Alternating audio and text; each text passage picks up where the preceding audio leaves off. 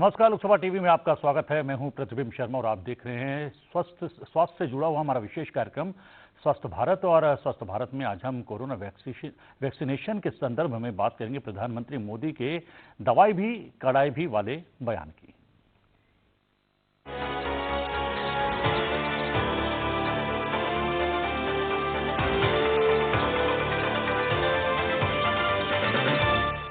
एक 135 करोड़ की आबादी के बावजूद कोरोना के खिलाफ करीने से लड़ाई लड़ने वाले भारत में वैक्सीनेशन की राह भी आसान हो गई है। वैक्सीनेशन को लेकर प्रधानमंत्री ने लोगों को चेताया भी है और उन लोगों से सावधान रहने को कहा है जो वैक्सीन को लेकर भ्रांतियां फैलाने की लगातार कोशिश कर रहे हैं। साथ ही उन्होंने वैक्सीन आ जाने के बावजूद लापरवाही ना बरतने की अपील भी की है और इसलिए ही उन्होंने कहा है कि दवाई भी कड़ाई भी।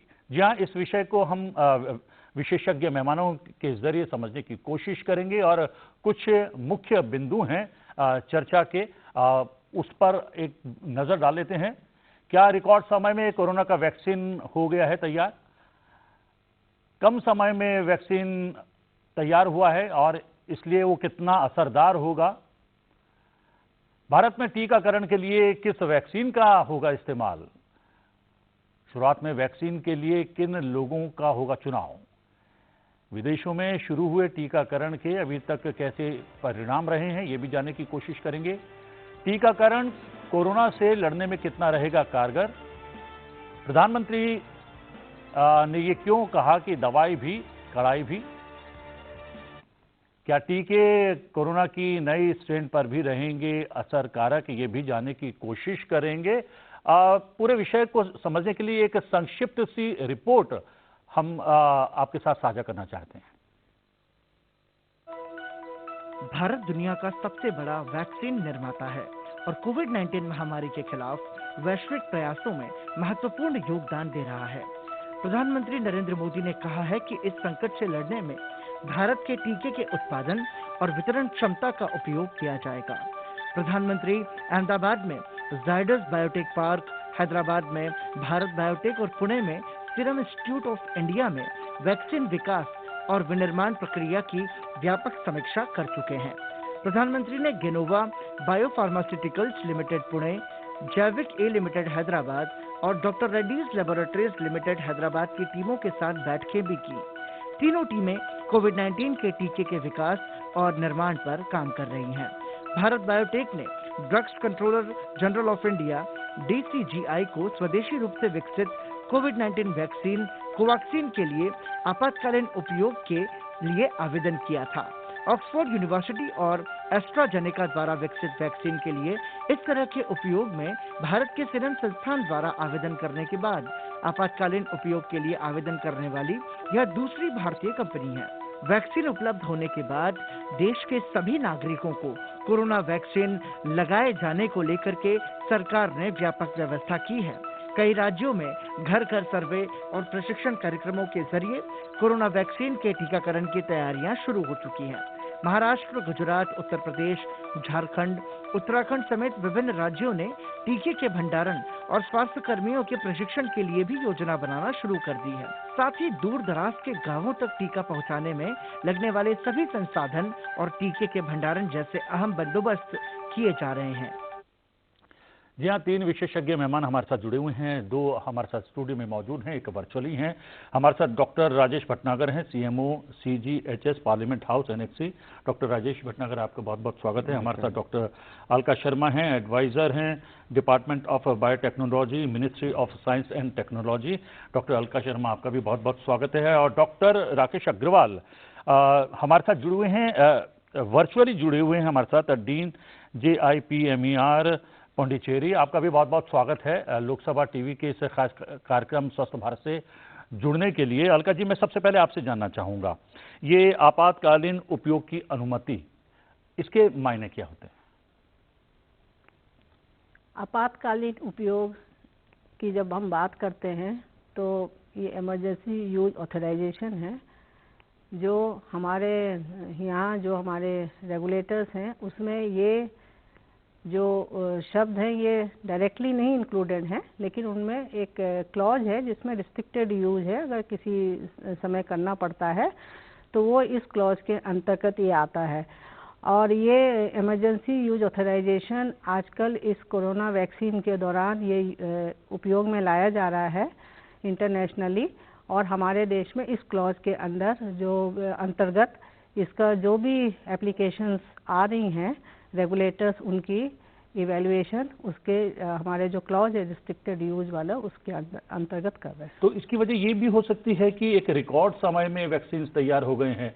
जितना एक समय होता है एक प्रक्रिया को, उस प्रक्रिया से भी काफ़ी समय पहले माना जाता है कि जल्द से जल्द कोई वैक्सीन तैयार होती है तो 7-8 बरस लग ही जाते हैं, लेकिन 1 साल के भीतर ये वैक्सीन तैयार हो गई है कोविड-19 की, तो इसलिए भी शायद आपातकालीन स्थिति में इसका इस्तेमाल हो रहा है। तो इसको आपातकालीन जो है उपयोग की अनुमति के रूप में इसकी अनुमति मांगी जा रही है या दी जा रही है। ये दोनों चीज़ें अलग अलग हैं, लेकिन हाँ ये बात मैं आप ये बहुत महत्वपूर्ण सवाल है कि क्या ये बहुत जल्दी में तैयार की गई है, और उसके बाद मैं आपातकालीन यूज पर आऊँगी। लेकिन जहाँ तक ये जल्दी का सवाल है, ये कोविड-19 पैंडेमिक को कंट्रोल करने में जैसा कि हम सब लोग मान रहे हैं कि वैक्सीन का क्रूशियल रोल है, अहम भूमिका निभा रही है, वैक्सीन निभाएगी।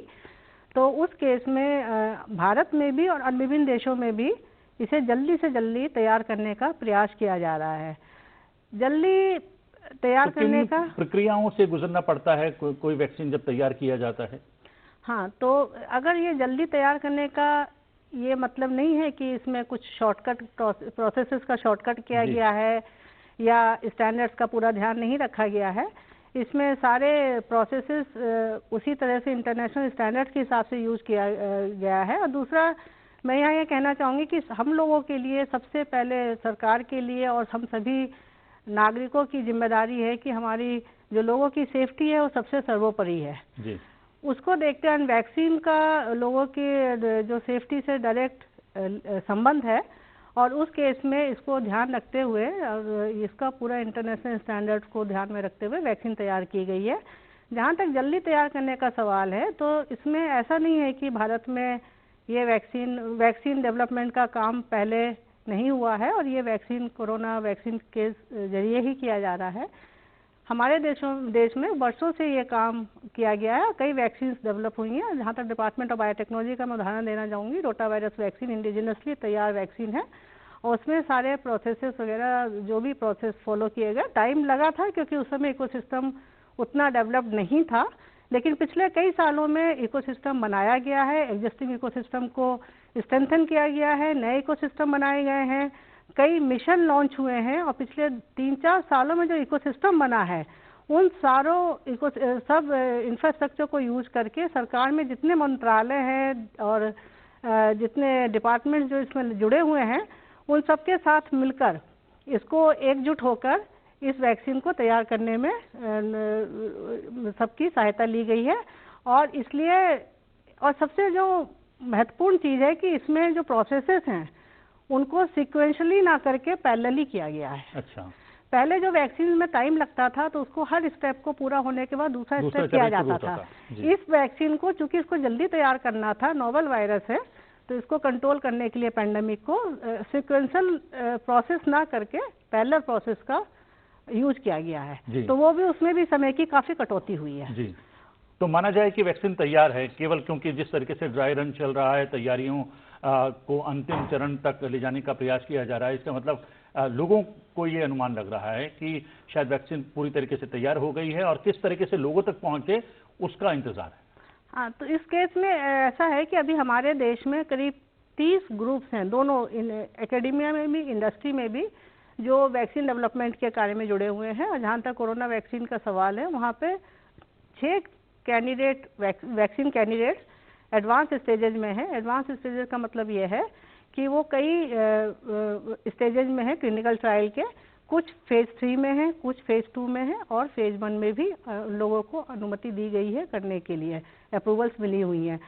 इनमें से कुछ वैक्सीन जो फेज 3 में हैं और जो उससे भी जो फेज 3 की वैक्सीन से इनका जो डेटा आ रहा है उनको कंटिन्यूसली इवेलुएट किया जा रहा है रेगुलेटर्स के द्वारा, और उनके इवेल्युएशन के बेसिस पे ही जब एक्सपर्ट्स वहाँ सारे बैठते हैं, देखते हैं कि डेटा किस तरह का आ रहा है, सेफ्टी से कोई कॉम्प्रोमाइज़ तो नहीं किया गया है, प्रोसेसेस क्या यूज किए गए हैं, कोई शॉर्टकट प्रोसेस तो नहीं यूज हुआ है, उन सब के बेसिस पे बहुत डिटेल डिस्कशन के बाद जी वो डेटा का की रिकमेंडेशंस होती हैं, और अभी अंडर प्रोसेस है जी ये रेगुलेटर्स के तरफ से। जी डॉक्टर राकेश अग्रवाल, अब वैक्सीन लगभग तैयार है और माना जाता है कि एग्जीक्यूशन से पहले की प्रक्रिया है ड्राई रन हो रहा है, तो किस तरीके से किन लोगों तक पहुंचना है, क्या मैकेनिज्म हो गया, क्या प्रक्रिया होगी लोगों तक वैक्सीन पहुंचाने की, वो प्रक्रिया के बारे में अगर हम और हमारे दर्शक समझना चाहें तो वो प्रक्रिया क्या होगी?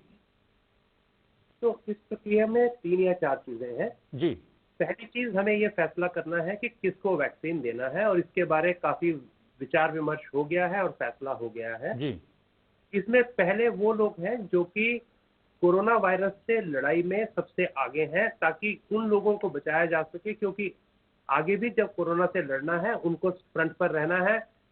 इसमें हेल्थ केयर वर्कर्स आते हैं, इसमें बाकी जो लोग नॉन फार्माकोलॉजिकल मेजर्स इंप्लीमेंट करने में लगे हैं, जैसे कि पुलिस है, बाकी और अथॉरिटीज हैं, वो लोग आते हैं, और जो लोग हमारी इसेंशियल सर्विसेज मेंटेन करते हैं जैसे कि म्युनिसिपल वर्कर्स वगैरह आते हैं। दूसरा ग्रुप वो है जो कि लोग जिनको अगर इन्फेक्शन हो तो उनको सीवियर बीमारी होने की आशंका ज़्यादा रहती है, जिनको आईसीयू की ज़्यादा ज़रूरत पड़ने का चांस है, और जिनको मृत्यु होने का ज़्यादा खतरा है। जी क्योंकि अगर लिमिटेड वैक्सीन है, पहले हम उनको दें तो उससे हम जन साधारण का सबसे ज़्यादा फायदा उसमें होगा।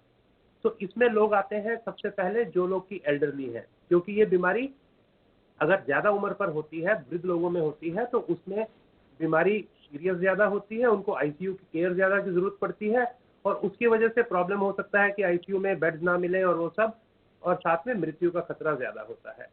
तो वो दूसरा ग्रुप है। जी देश में फैसला ये किया गया है कि हमारे यहाँ ये कट ऑफ हम 50 साल से ऊपर लोगों का रखेंगे।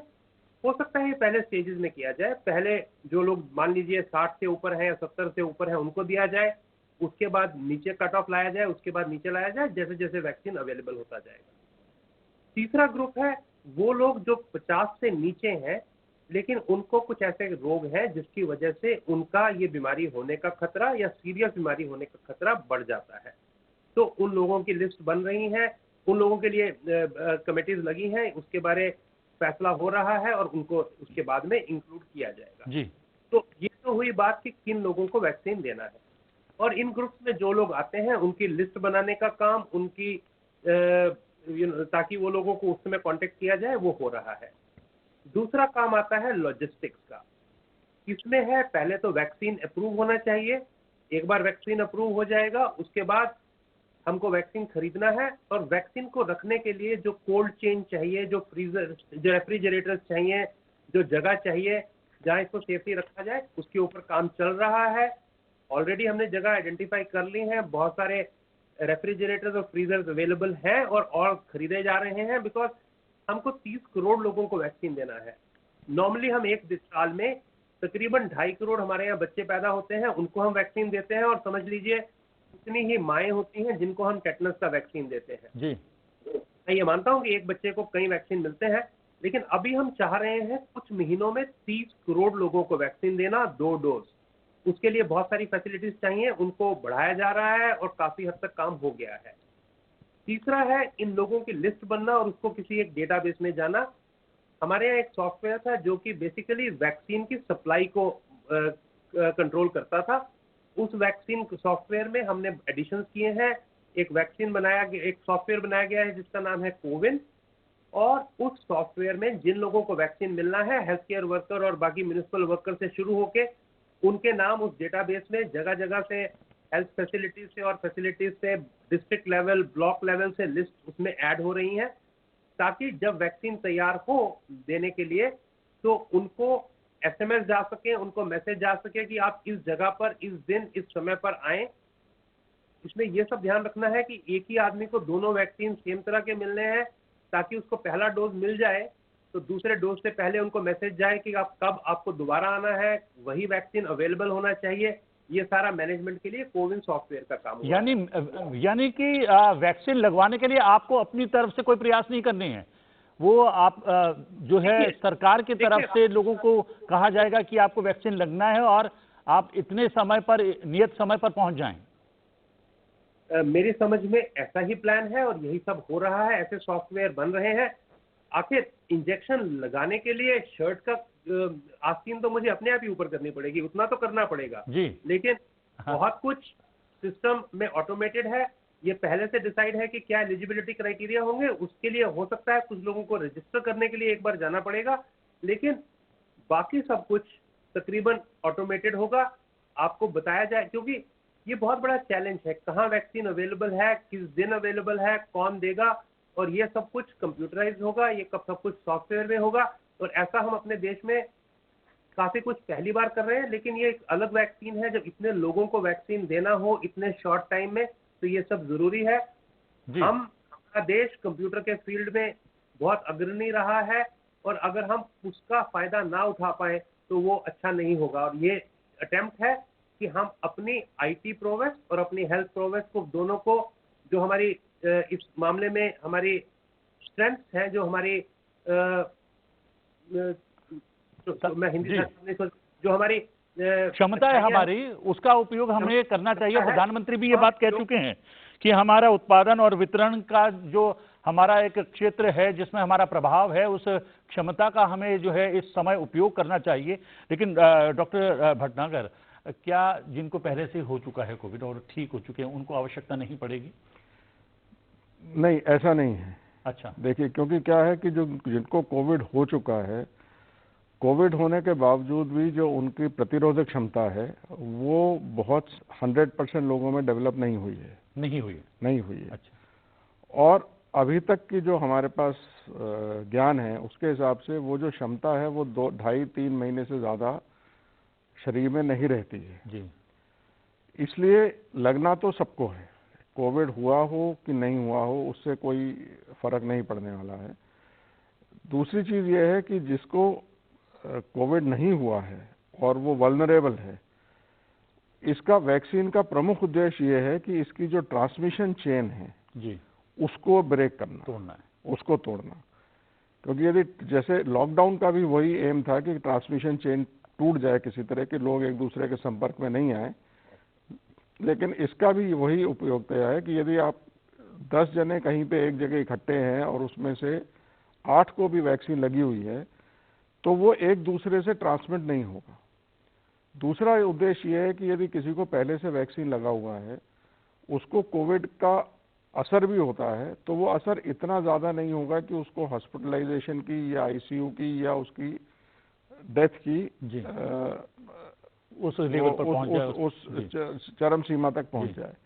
तो ये दो उद्देश्य लेके है। अब वैक्सीन आने के बाद, वैक्सीन लगाने के बाद का क्या डाटा है, क्योंकि जो प्रधानमंत्री ने जैसे कहा दवाई भी कड़ाई भी, वो डाटा शायद कुछ इस तरह से है कि जो यूएस में वैक्सीन लगी है उसमें यह देखा गया है कि वैक्सीन का असर 9वें दिन से शुरू होता है। 9वें दिन तक जो जिनको पानी लगा और जिनको वैक्सीन लगी उनमें जब डिफरेंस देखा गया तो उसमें 9 दिन तक तो कोई डिफरेंस नहीं आता, 9वें दिन से वो होता है। तो ये जो 9 दिन का पीरियड है ये वल्नरेबल पीरियड है। उसमें यदि किसी को वैक्सीन लगी हुई भी है, उसको यदि कोविड का एक्सपोजर होता है तो वो इम्यून नहीं है। अच्छा, इसलिए ये सावधानी मास्क की और डिस्टेंसिंग की, फिजिकल डिस्टेंसिंग की, ये तो आपको फिर भी रखनी पड़ेगी जी। और ऐसा भी नहीं है कि आपका वैक्सीनेशन प्रोग्राम खत्म हो जाए उसके बाद आप इसको रिलैक्स कर सकते हैं, क्योंकि उसका क्या असर आएगा, कितनी एक टेक्निकल टर्म होती है हर्ड इम्यूनिटी। हर्ड इम्यूनिटी मतलब आपकी जो पॉपुलेशन है उसमें कितनी प्रतिरोधक क्षमता है जी। यदि जितनी ज़्यादा प्रतिरोधक क्षमता होगी उतनी ज़्यादा वो इन्फेक्शन का स्प्रेड रोकेगा। मतलब यदि मेरे को इन्फेक्शन होता है तो मैं दूसरे को इन्फेक्शन नहीं दूंगा, वो मेरे शरीर तक ही लिमिटेड रहेगा जी। वो आपको समय बताएगा। यानी कि उसके बारे में कितना कारगर है, एक परीक्षण के अपने चरणबद्ध तरीके से परीक्षण तो पार करता ही है। उसके बाद जब लगने शुरू होते हैं, वैक्सीनेशन शुरू होता है, वैक्सीनेशन उसके बाद 1-1.5 बरस लग जाता है कि सही तस्वीर सामने आने को लेकर। जी हाँ, तस्वीर जी। इशू इस वैक्सीन में यह है कि आपको 1 डोज लगानी है कि 2 लगानी है। अच्छा, जो रेगुलेटर्स जो अभी इसमें है, तो यदि 2 डोज लगनी है तो उसके लिए आपको फिर उतना ही, जो जैसे डॉक्टर राकेश अग्रवाल ने कहा, जो लॉजिस्टिक्स है, जो मेंटेनेंस है, क्योंकि क्या होता है, आपको आज एक वैक्सीन लग गई, अब आपको कहा जी 1 महीने बाद आके लगानी है, जी, तो 1 महीने बाद आपका उसी सेंटर में, उसी जगह पे वो डोज उपलब्ध होनी चाहिए। यूके में अब शॉर्ट सप्लाई में हो गया है, क्योंकि सेकेंड डोज नहीं लग पा रही है, जो अभी करंट डाटा जो है, तो वो इश्यूज अलग हैं, पर वो वैक्सीन आने के बाद के इश्यूज हैं। बात के इशू और जो ड्राई रन और ट्रायल रन हो रहा है, उससे लगता तो है कि एक बेस लाइन, एक वो तरीका बन गया है, लोगों को आइडेंटिफाई कर लिया गया है कि कौन वैक्सीन लगाएगा, कौन उसमें एडमिनिस्ट्रेटिव काम करेगा, कौन आइडेंटिफाई करेगा।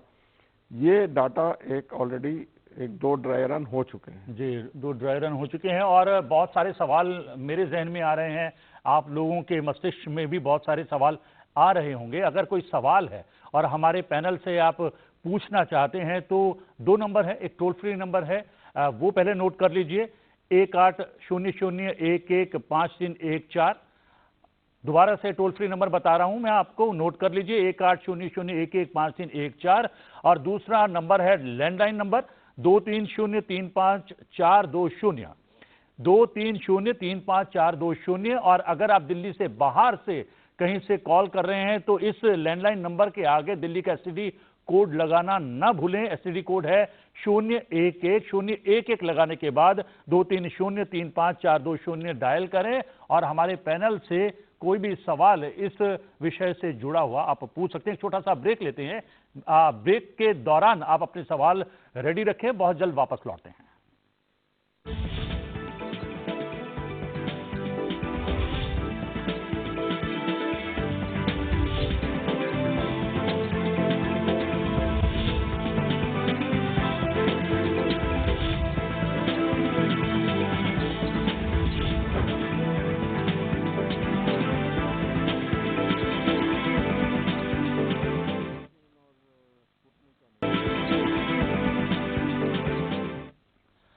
ब्रेक के बाद आपका एक बार फिर से स्वागत है। तमिलनाडु से एक कॉलर हमारे जुड़ गए हैं। जैसे मैंने कहा कि ब्रेक के दौरान अपने सवाल तैयार रखें।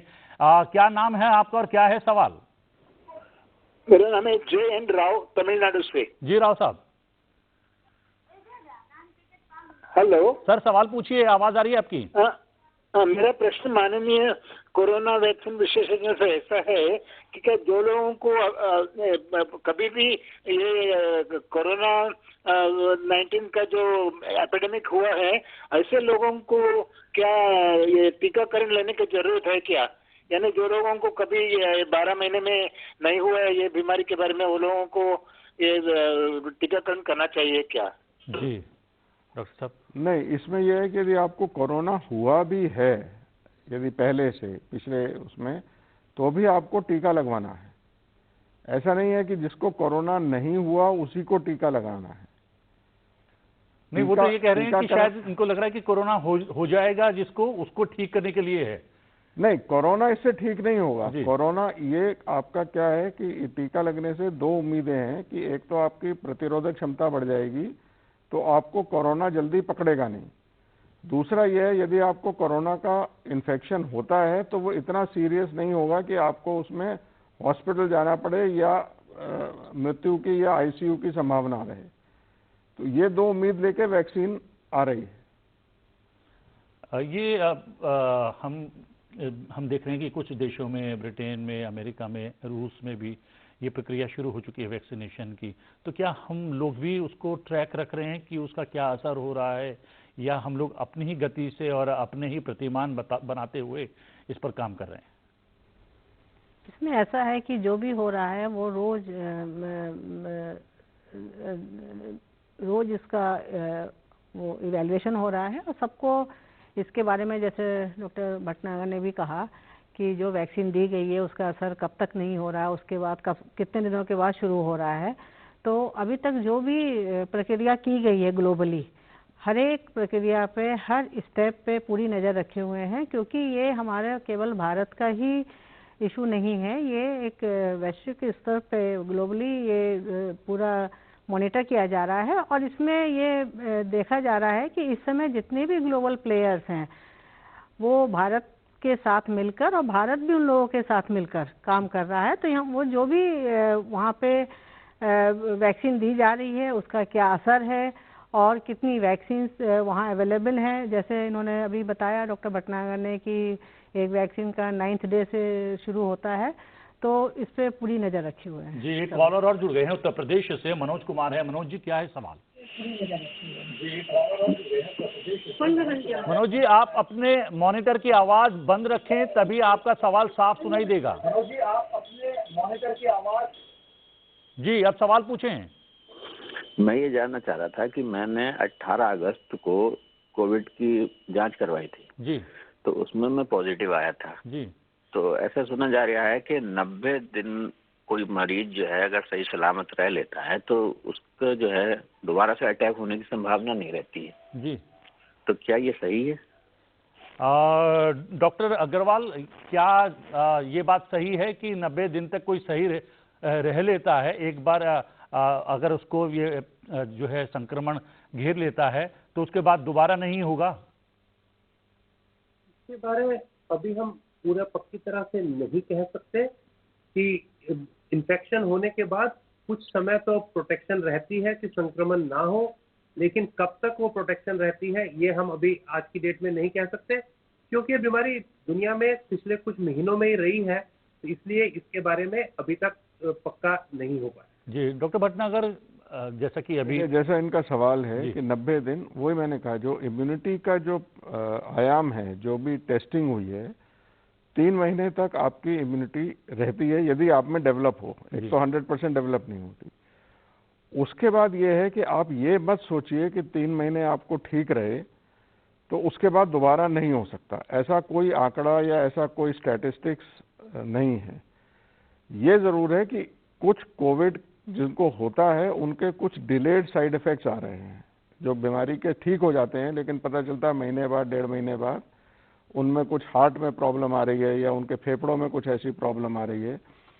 यदि 90 दिन तक आप ठीक हैं तो वो प्रॉब्लम आपको नहीं हुई तो आप उस मामले में मतलब थोड़ा सा लकी हैं। लेकिन आगे आपको दोबारा यदि आप सावधानी नहीं बरतोगे और आप ये सोच लोगे कि मेरे को अब कोविड हो गया तो मैं आगे से मतलब 90 दिन के बाद मैं फ्री हूं, तो ऐसा करना मेरी समझ में अभी की जानकारी के हिसाब से समझदारी नहीं है। नूर मोहम्मद साहब एक और कॉलर जुड़ गए हैं गुजरात से। नूर मोहम्मद साहब, क्या है सवाल? सवाल पूछिए। मैं सवाल है कि मैं कह रहा हूँ कि सोशल एक्टिविटी वाला आदमी हूँ और मेरे सोशल एक्टिविटी है मेरी, मैंने जी पूछिए। और मैंने कई डेड बॉडी जलाई है, दफनाई है और मैं कोविड में पिछले 8 महीने से लगातार काम कर रहा हूँ जी। मुझे न शाम को आने के बाद मुझे कम शक्ति जैसा महसूस होता है, इसके कुछ वायरस लगने से होता है या कुछ मेरी एक्टिविटी के वजह से होता है? नहीं तो आपने टेस्ट करवाया कभी?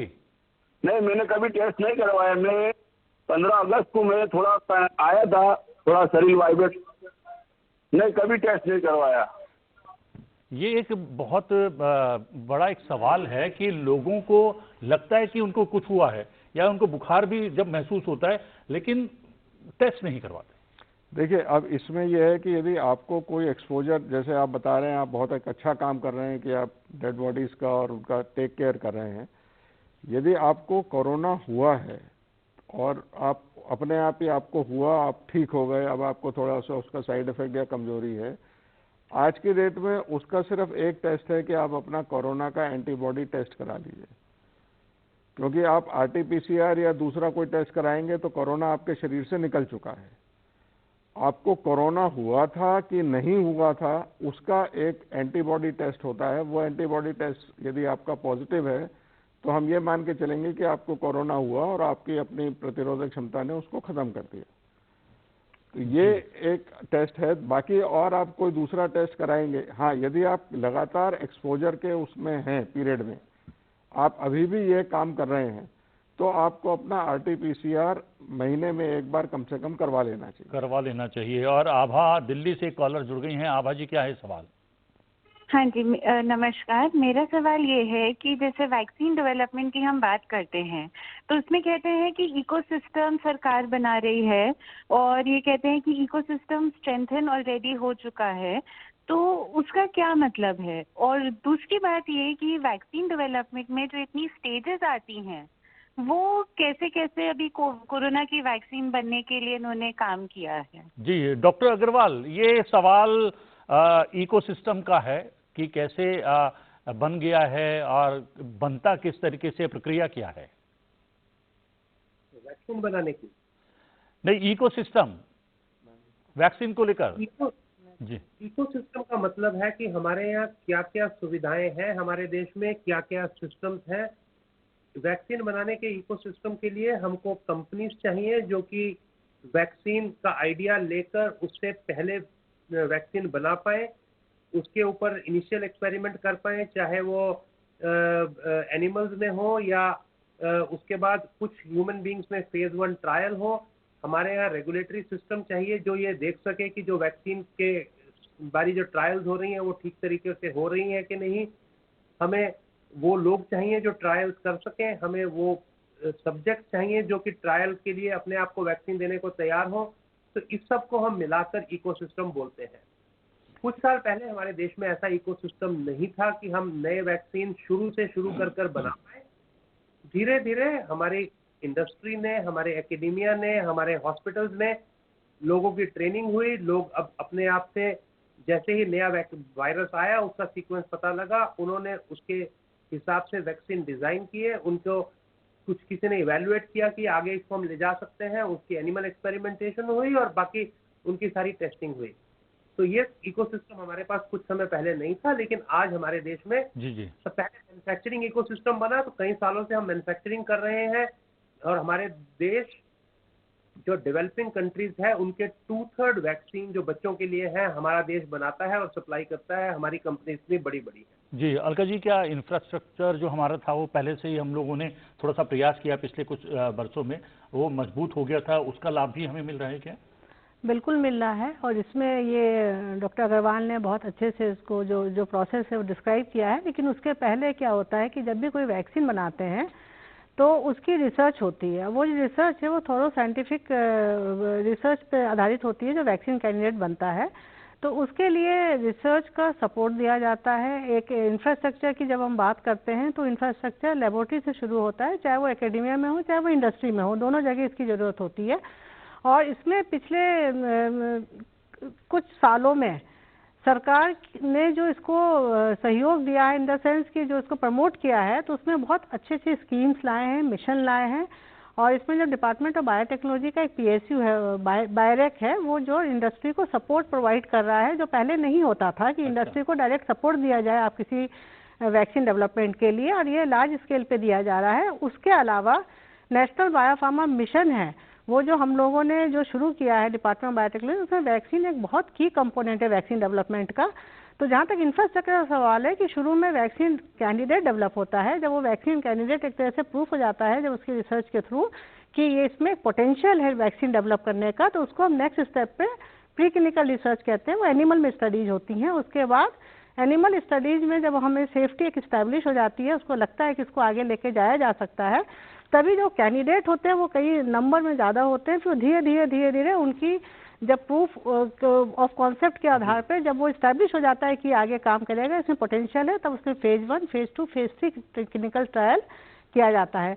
तो इसमें हमने एक और जो पीछे 2 साल पहले किया था, लेकिन उसमें उस समय कोरोना नहीं आया था, लेकिन ये सोच के कि कोई अगर नई वैक्सीन डेवलप करनी होगी तो हमें नए तरह का इंफ्रास्ट्रक्चर की तैयारी करनी होगी, जिसके लिए सरकार को ही सपोर्ट करना पड़ेगा, क्योंकि अभी उसका उपयोग कहाँ होगा ये पता नहीं है। तो उसके लिए तो एक सेपी ऑर्गेनाइजेशन है, उसके साथ हमने ज्वाइन किया, एंगेजमेंट अपनी हमने उनके साथ की और इंडिया सेंट्रिक सेपी प्रोग्राम बनाया। उसमें हमें न्यू वैक्सीन का जो basically coalition for epidemic preparedness innovation, तो ये एक था, तो उस पर प्रिपेयरनेस प्रोग्राम के तहत नई वैक्सीन डेवलपमेंट के लिए किया था। आज वो बहुत कारगर सिद्ध हो रहा है। और आप अगर ये देखो तो national biopharma mission, NCP program और मिनिस्ट्री डिपार्टमेंट के जो स्कीम्स और मिशन लॉन्च हुए हैं, वो सब लोग मिलकर उन्होंने कोविड-19 की वैक्सीन को तैयार करने में सबने बहुत सहयोग दिया। उसकी वजह से भी समय की कटौती हुई और ये जल्दी ही तैयार होने में इसको काफी मदद मिली जी है। जी, और एक और कॉलर जुड़ गई है उत्तर प्रदेश से। नीतू, सवाल क्या है आपका? हाँ सर, प्रणाम। सब पहले तो सभी को नववर्ष की हार्दिक शुभकामनाएं मेरे फैमिली की तरफ से आपको। मैं आपका रेगुलर दर्शक हूँ। और आप जरा वॉल्यूम बंद कर सकते हैं अपने टेलीविजन सेट की? जी, और ज्यादा सर, साफ मेरा आपकी आवाज आएगी। क्वेश्चन है बेसिकली। जी, मेरा सवाल सर पूछिए। 2 क्वेश्चन है बेसिकली। पहला क्वेश्चन तो ये है कि सर, जो लोग कोरोना के बारे में ये बोल रहे हैं कि अंतिम बार की तैयारी है, लेकिन सर ऐसा तो अभी कहीं लगने को दिख नहीं रहा है, क्योंकि वैक्सीनेशन की जो अभी बातें हुई वो तो यही कह रहे हैं कि सब लोग पहले कोरोना वॉरियर्स को, मेडिकल को, जितने भी सबको देना पड़ेगा। लेकिन क्या अगर किसी को इमरजेंसी पड़ गई या किसी को जरूरत पड़ेगी तो क्या मिल जाएगा? और दूसरा प्रश्न ये है सर कि अगर जैसे कोई लक्षण दिखते हैं तो पुराने लक्षण और नए लक्षण में क्या कोई चेंजेस भी है क्या? तो हम क्या माने कि इस चीज को कि कोरोना के ही लक्षण है कि कोई और लक्षण है? जी, लक्षण वाले सवाल पर मैं बाद में आता हूं। पहले डॉक्टर राकेश अग्रवाल से पूछने की कोशिश करता हूं कि अगर किसी को कोरोना हो जाता है तो क्या वो उसको जरूरी है वैक्सीन लगवाना, और वैक्सीन लगवाने के लिए वो क्या किसी तरीके से जो है उसके लिए आवेदन कर सकता है? आवेदन कर सकता है तो कहाँ कर सकता है? तो आज के जो हमारी नॉलेज है उसके हिसाब से अगर मुझे आज कोरोना वायरस इन्फेक्शन हुआ है और मैं इम्प्रूव हो गया हूँ, तो ये कहना कि उस आदमी को वैक्सीन जरूर लगना चाहिए, ये हम नहीं कह रहे हैं। हम ये कह रहे हैं जैसा अगर उसका रिस्क था बीमारी होने का, उसके हिसाब से उसके बारे जो पॉलिसी है वही फॉलो होगी। अगर वो हेल्थ केयर वर्कर है जिसका रिस्क ज्यादा है इन्फेक्शन होने का, अगर उसे कोविड नहीं हुआ है या कोविड हो चुका है, दोनों ही स्थिति में उसको वैक्सीन लगना चाहिए। जी। इसी तरह कोई आदमी अगर वृद्ध है जिसका कि बीमारी सीरियस होने का रिस्क ज्यादा है, चाहे उसको कोविड हो चुका है या नहीं हो चुका है, उसको वैक्सीन लगना चाहिए। ये आज की जो हमारी नॉलेज है उसकी स्थिति ये है। ये डॉक्टर भटनागर, आपको लगता नहीं है कि थोड़ा सा स्पष्ट करना चाहिए इस बात को लेकर कि भाई अगर आपको कोई लक्षण नजर आ रहे हैं तो तुरंत आप जो है वैक्सीन लगवाने के लिए नहीं पहुंच जाए? देखिए ऐसा होता है कि वैक्सीन का, जैसे मैंने पहले ही बताया, वैक्सीन प्रिवेंशन है। ठीक बात है। यदि आप कोरोना से पीड़ित हैं, सपोज मैं आज को मेरे को बुखार होता है और मेरा टेस्ट होता है और मैं RT-PCR कराता हूँ और पॉजिटिव निकलता है, तो मुझे उस वैक्सीन लगाने का कोई फायदा नहीं होगा, क्योंकि वो वैक्सीन जो काम कर रही है वो कोरोना वायरस ऑलरेडी मेरे शरीर में पहुंच के करना शुरू कर चुका है। वैक्सीन लगती है हेल्दी लोगों को, जिनको कोई लक्षण नहीं है, जिनको ये आभास है कि इनको एक्सपोजर ज़्यादा है, तभी ये हेल्थ केयर वर्कर और जो एसेंशियल वर्कर्स के लिए हो रहा है कि उनको काम पे जाना ही है, उनको बाकी लोगों से मिलना ही है, बात करनी ही है, तो या मरीजों से मिलना है जिनको कोरोना है, तो उनको यदि वैक्सीन लगा के उनकी प्रतिरोधक क्षमता बढ़ाई जा सकती है तो वो एक अच्छा है। ऐसा नहीं है कि आपको अभी लक्षण हो और आप वैक्सीन लगा लें तो वैक्सीन का कोई फायदा होगा। बीमारी शुरू होने के बाद वैक्सीनेशन का फायदा नहीं है। अच्छा, ये फायदा जी अभी आज की डेट में जानकारी ये है कि और जनरली वैक्सीन जितने भी लगते हैं प्रिवेंट, अब जो बच्चों को हम वैक्सीन लगाते हैं उनको कोई बीमारी नहीं होती, ना मम्स होता है, ना रुबेला होता है, ना मीजल्स होता है, पहले से उनको बीमारी ना हो इसलिए वो वैक्सीन लगता है, या पोलियो ना हो उसके लिए वो वैक्सीन लगता है। लेकिन कई कंडीशन कुछ ऐसी भी होती हैं जब बुखार हो जाता है या पेट दर्द हो जाता है। नहीं, देखिए आज की तारीख में ये है कि यदि आपको बुखार हो रहा है, जुकाम जैसे लक्षण है, सांस फूल रहा है, तो आपको चांस ये है कि आपको कोरोना हो सकता है। उसके लिए आपको कोरोना की जांच ही करानी पड़ेगी। क्लिनिकली मैं किसी को देख के ये नहीं बता सकता हूँ कि इसको कोरोना है या इसको कॉमन कोल्ड है या इसको कोई और वायरल इन्फेक्शन है या खाली सर्दी का या एलर्जी का रिएक्शन है। जी, क्या कुछ और आपको वायरल भी होता है तो भी क्या आपकी जांच में एक पॉसिबिलिटी होती है कि नहीं ऐसा, क्योंकि ये RT-PCR जो जांच है वो बहुत स्पेसिफिक है और वो वायरल स्पेसिफिक जांच है। तो यदि आपके RT-PCR पॉजिटिव है तो वो कोरोना ही पॉजिटिव करेगा। यदि आपको सपोज कोई और वायरस है, राइनो वायरस है जिसको जुकाम में कहते हैं, तो वो उस जांच में नहीं डिटेक्ट होगा। एक और कॉलर जुड़ गए हैं उत्तर प्रदेश से हैं, एक बार नाम बोल दें और फिर क्या है सवाल आपका? जी सवाल पूछें। हेलो जी। अरे हम निशा पांडे उत्तर प्रदेश से भदोही से बोल रहे हैं। जी सवाल क्या है निशा जी? मेरा सवाल ये है कि छोटे बच्चों को कब वैक्सीन लगेगा? जो विद्यालय में छोटे बच्चे हैं उनके पास तक कब तक वैक्सीन लगने का चांस है? क्या ये बच्चों में, वैसे तो अभी तक की जो रिपोर्ट्स हैं उसके अनुसार बच्चों को बहुत ज़्यादा जो है ये संक्रमण नहीं पकड़ रहा है, लेकिन फिर भी डर तो रहता है माँ बाप को भी। और आने वाले समय में स्कूल खोलने का भी प्रयास करेगी सरकार और प्रशासन, तो इस स्थिति से निपटने के लिए क्या बच्चों को पहले से वैक्सीन देना ज़रूरी होगा क्या? तो आपने ऐसा ठीक कहा कि ये जो अभी तक जितने भी केसेस है उसमें ये देखा गया है कि बच्चों में इसका प्रभाव काफ़ी कम है जी। और उसमें भी ये देखा गया है कि 1 साल तक के बच्चों का है, फिर 1 से लेकर आगे के बड़े बच्चों में, मतलब जो फिर उसके वयस्क हो जाते हैं 35 तक, उनका उतना नहीं है। लेकिन ये सवाल बहुत महत्वपूर्ण है कि बच्चों में, क्योंकि स्कूल वगैरह खुलने का अगर सरकार आगे प्रयास करेगी तो उसमें इसका बहुत महत्वपूर्ण भूमिका रहेगी कि वैक्सीन देना है या नहीं। अभी तक जितनी ट्रायल्स हो रही हैं उसमें एज ग्रुप, जैसे डॉक्टर अग्रवाल ने भी बताया है कि डिफरेंट एज ग्रुप पे भी ट्रायल जो भी की जा रही हैं, उसमें जो मेन जो एज ग्रुप है वो 50 के ऊपर का जो है ज़्यादा इफेक्टेड है। प्लस उसमें सब हर एज ग्रुप में 40 से 50, 50 के ऊपर और 60 के ऊपर कितनी इसका क्या असर रहा है अभी तक, वो बहुत अच्छी तरह से अभी तक पता चल चुका है। लेकिन बच्चों में उस हिसाब से इसका असर नहीं देखा गया है। तो लेकिन अभी आने वाले, जैसे क्या है कि इसमें हर दिन एक नई जो भी रिपोर्ट सामने आ रही हैं, तो जैसे जैसे इसमें स्टडीज़ की रिपोर्ट्स आएंगी और आगे जिस हिसाब से केसेस देखे जाएंगे तो क्लिनिकल ट्रायल स्टडीज़ का डिज़ाइन उस हिसाब से फिर किया जाएगा। जी जी। लेकिन डॉक्टर भटनागर अभी एक बता रहे हैं कि ब्रिटेन में एक नया स्ट्रेन मिला है और ब्रिटेन के बाद फिर यूरोप के अन्य देशों में भी वो स्ट्रेन के मिलने की बात कही गई है। और ब्रिटेन से जो लोग आए हैं, भारत में आए हैं, उसमें भी 2 साल की एक बच्ची में भी बताया जा रहा है कि शायद वो स्ट्रेन पाया गया है। तो बच्चों को नहीं होता है तो नहीं, देखिए बच्चों को नहीं होता है ये कोई नहीं कह रहा है जी। जब हम ये एक स्टैटिस्टिकल एनालिसिस करते हैं तो ये होता है कि जो 50 से ऊपर के हैं उनमें जिनमें कोरोना हो रहा है उनको ज़्यादा हो रहा है, ज़्यादा सीवियर हो रहा है। 50 से कम में कोरोना हो रहा है लेकिन उसकी सीवियरिटी उतनी नहीं है।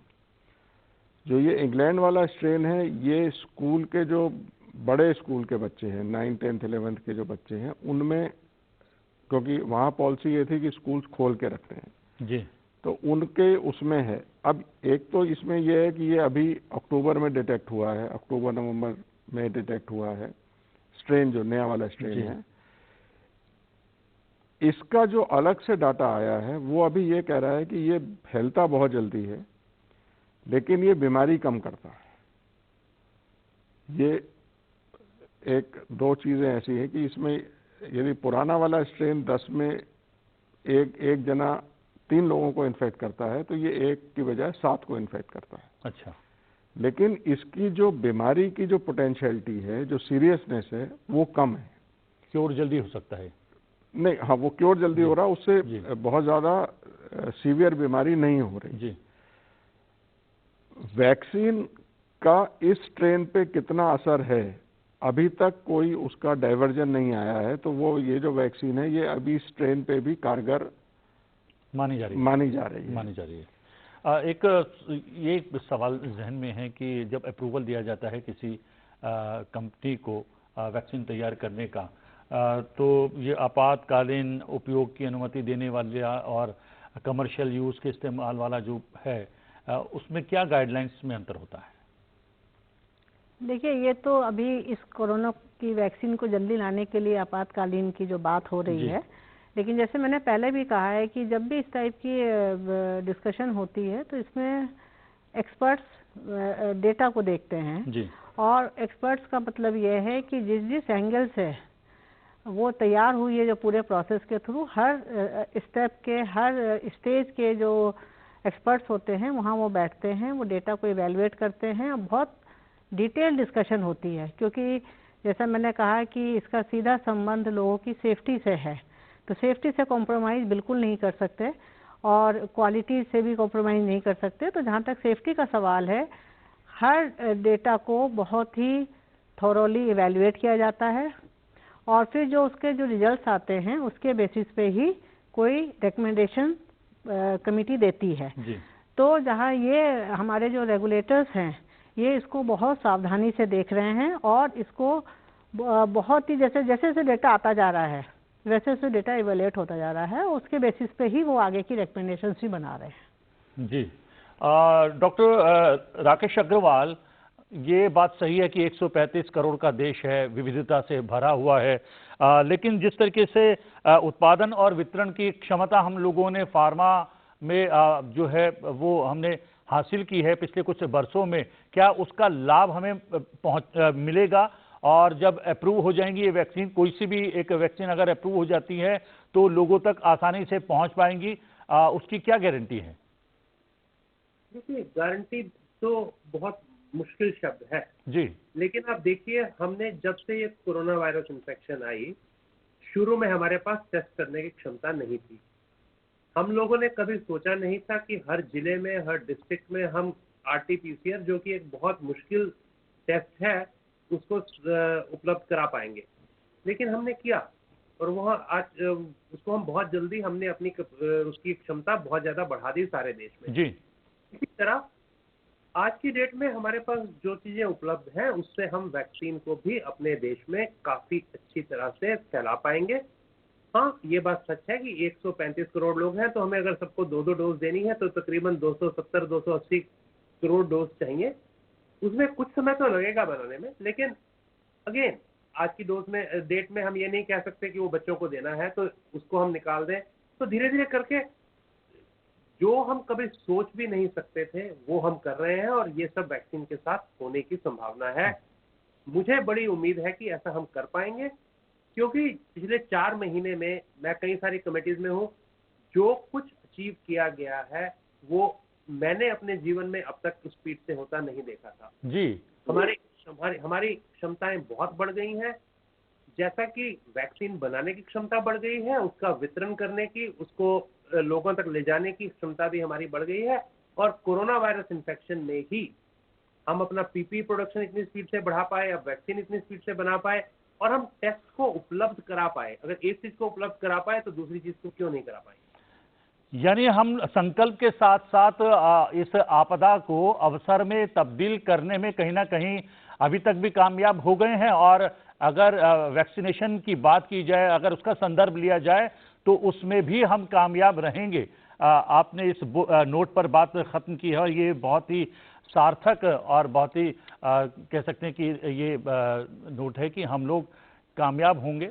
अभी तक जो है कामयाब रहे हैं इस बीमारी से लड़ने में और इस बीमारी को जो है पूरी तरीके से समाप्त करने के लिए भी जो प्रयास किए जा रहे हैं संवेद रूप से संकल्प लेकर, उसमें भी हम लोग सफल रहेंगे। समय निकाला आपने डॉक्टर अलका और डॉक्टर राजेश भटनागर, बहुत बहुत धन्यवाद। Thank you very much. Doctor Rakesh Agrawal, आपका भी बहुत बहुत धन्यवाद वर्चुअली हमारे साथ जुड़ने के लिए। और किस तरीके से लोगों तक ये वैक्सीन पहुंचेगी, क्या मैकेनिज्म होगा, क्या प्रक्रिया होगी, उसके बारे में आपने बहुत विस्तार से जानकारी दी है, उसके लिए बहुत बहुत धन्यवाद।